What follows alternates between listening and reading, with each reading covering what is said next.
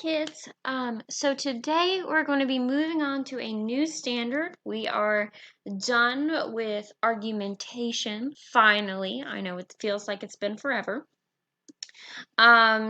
So today we're going to be moving on to our new standard, figurative language. You can read the standards that I posted on the Canvas page. But really, this standard is all about being able to figure out and interpret and then analyze types of figurative language. Now, we're only going to focus on the 10 main kinds that you really need to know, and they're the most common.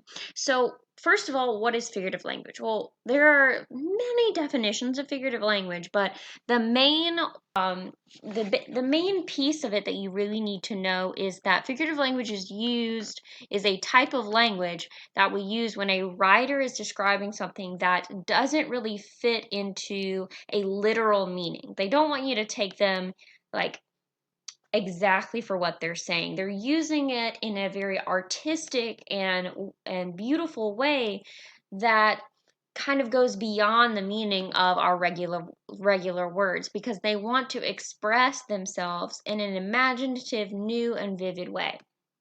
So the first slide here just tells you basically what we're going to be going over, which is figurative language and the 10 main types of figurative language, which are simile, metaphor, hyperbole, idiom, alliteration, imagery, personification, pun, onomatopoeia, and oxymoron.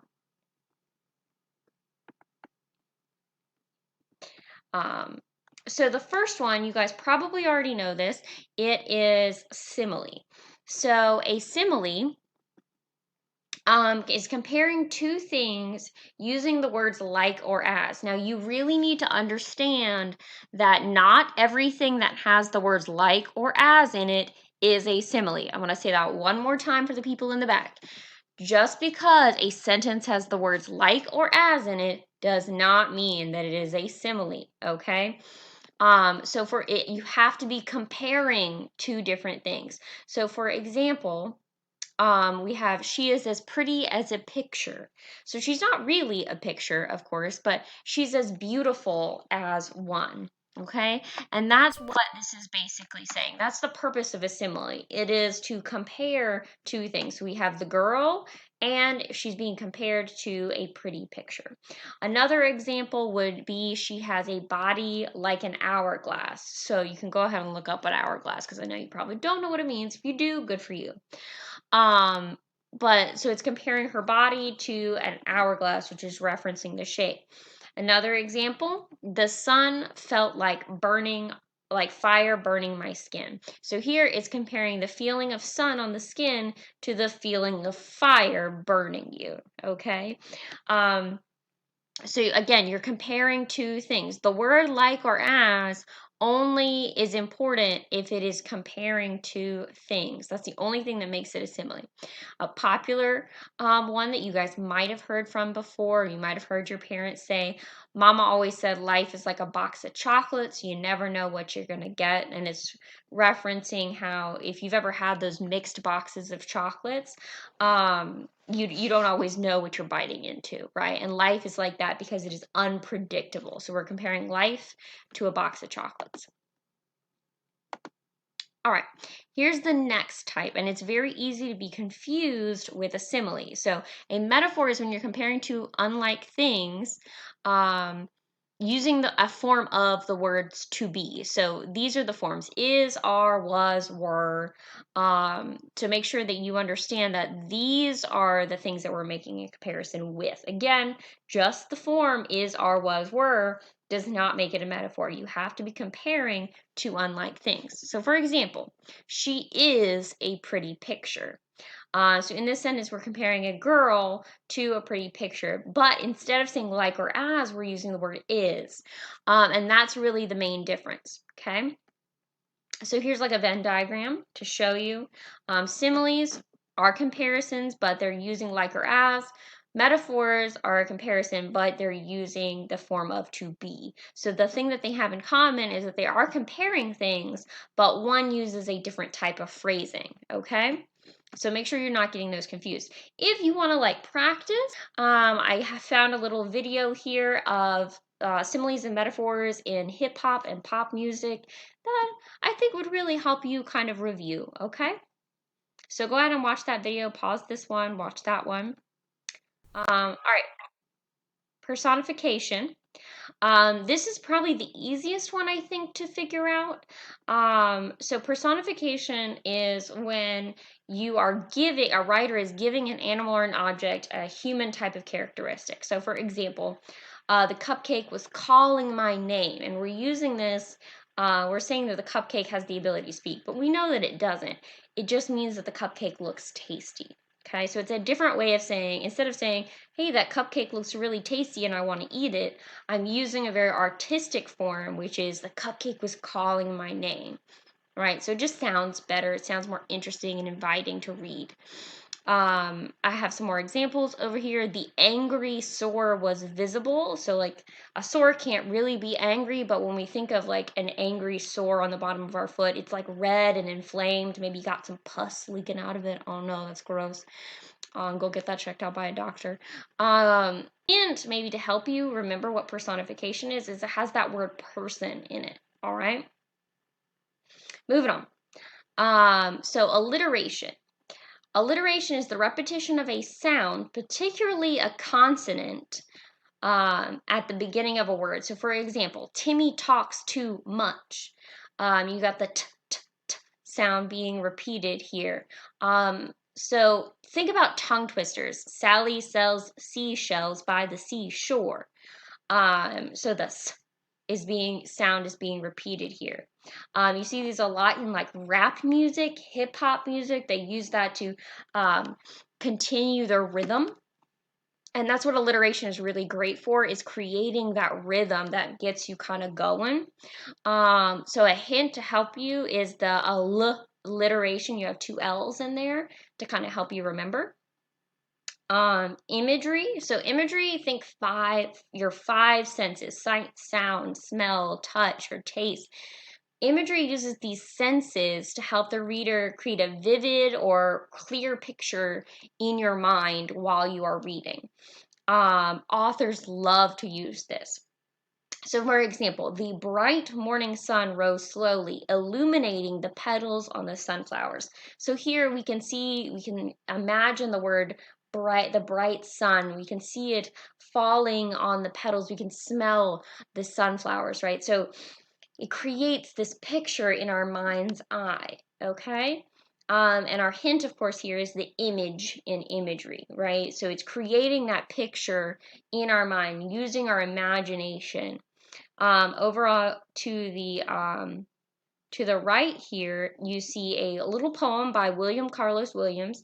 So much depends upon a red wheelbarrow glazed with rain and water beside the white. And so we can kind of see this red wheelbarrow sitting maybe in a field. It's got like, that mist of rain on it beside these stark white chickens, right?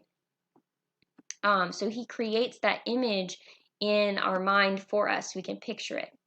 Hyperbole, my favorite among middle schoolers. You guys use this all the time. You don't even realize that you are using it. So hyperbole is an exaggeration. So for example, Miss Stone told the class to be quiet 1,000,000 times. Now, did I actually tell you to be quiet 1,000,000 times? No, but I did tell you to be quiet a lot. So your hint there is the hyper in hyperbole. So hyper, think exaggerated, think big, loud, it's over the top, right? Sometimes you'll see this like, I'm so hungry I could eat a horse.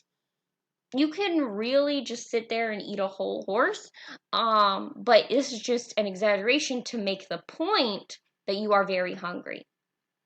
Idiom. This is the one that students probably struggle with the most outside of metaphor. So an idiom is a phrase that's not meant to be taken literally. These are very difficult for kids just because there's no real way to decipher them. You just have to know them. This is especially hard for people who are not native English speakers. So for example, if your first language is Spanish, not English, if your first language is Japanese, Chinese, not English, these are going to be very difficult for you because there's no real way to translate them into your primary language. So for example, cat got your tongue. It's not to be taken literally, like a cat doesn't actually take your tongue out of your mouth and then run away with it. In this sentence, the cat doesn't have your tongue. It just means that you are unable to speak. Here is a bunch of different ones. I really would encourage you to study this list because it's going to help you later on when you're coming into contact with these idioms. So I'll just pull a few out of here. Excuse me. So for example, if you are, if something touches your heart over here, touch one's heart, it means it's affecting you emotionally. You're not literally reaching into someone's chest and touching their beating organs, okay? That would cause instant death. It just means that you're affecting someone in a very emotional way.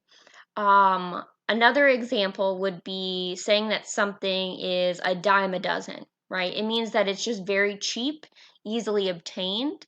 A dime, which would be 10 cents, does not equal a dozen, which is 12. So it's not meant to be taken literally. It just means that something is very cheap and easily obtained. Another example would be to say, like you're catching someone's eye. Okay, that means you're trying to get someone's attention. Like, I need to catch that person's eye before they leave. I need to talk to them. You're trying to get someone's attention. You're not literally grabbing their eyeball and catching it and then playing a game of catch with it. That would be horrible and disgusting. Again, idioms very difficult to kind of translate into other languages. So I really encourage, especially my non-native English speakers, to study this list and make sure that you understand what they all mean. All right, oxymoron. This is one of my favorites because it's just so much fun to play with language. So an oxymoron is when you put two words that mean the opposite next to each other in reference to describe a thing or an object. So the best example is jumbo shrimp. Okay, jumbo shrimp is the biggest type of shrimp, but still it's very, very small. So you've got jumbo, which means big, shrimp, which means small, and they're put together and they reference a very large type of shrimp. There are a bunch of different kinds of oxymorons out there. So another example, a crash landing. If you're crashing, you're not really landing, but we know what that means, right? If you pull something inside out, that means you're pulling it out to the opposite, right? Two opposites, right? To be inside is the opposite of outside, but we know what that means. So again, oxymoron. Puns is a play on words. So it's using language to kind of play with it. So for example, I wondered why the baseball was getting bigger. Then it hit me. So very often times when we're like wondering about something, we have kind of that like aha light bulb moment where the idea kind of like smacks you in the face. In this sentence, the person is wondering why the baseball is getting closer and closer to their face and it's getting bigger. And then it literally hits them. So it's just kind of a fun play with words. Some other examples are, what do you call an alligator in a vest? An investigator. Get it? What kind of shorts do clouds wear? Thunder wear. So again, playing with language. That's what a pun is all about. Onomatopoeia. This is probably the easiest thing to identify. Onomatopoeia is when a word is formed with a sound that is associated with what it's named. So pow, clap, smash, crash, smack, ouch. So seeing this in a paragraph is a bit different. So the teacher's ruler smacked the table with a bang so loud that it startled the child out of his sleep. The chair creaked back, and with a satisfying whoomp, he was on the floor. Okay? So that kind of concludes the 10 different types. Here's a little poem review for you. You've got a single line, how I wonder what you are. Rhyme scheme, remember, is that pattern of rhyming, and then a stanza is a paragraph in poetry. More examples, listen to these two videos. See if you can hear it in figurative language in your popular culture. Okay, and then finally, your assignment for today.